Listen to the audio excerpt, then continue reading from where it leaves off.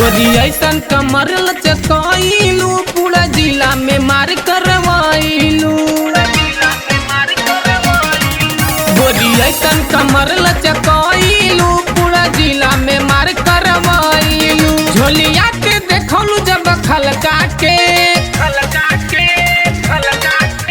तोहरो यादा पे कायल भइल लोगवा जब से लगलू उठे अलता के। तोहरो यादा पे कायल भइल लोगवा जब से लगलू उठे अलता के।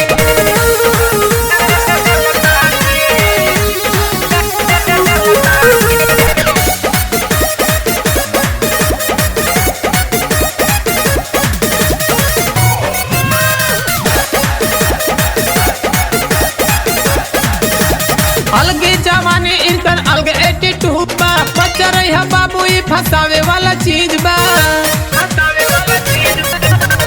अलगे जवानी इनकर अलगे एटीट्यूड बा। बच्चा रही बाबू ई फसावे वाला चीज के हुली ही न जवानी इनकर हल्का में।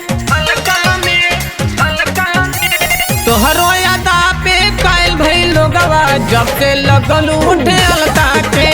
तोहरो यादा पे कायल भइल लोगवा जब से लगलू उठे अलता के।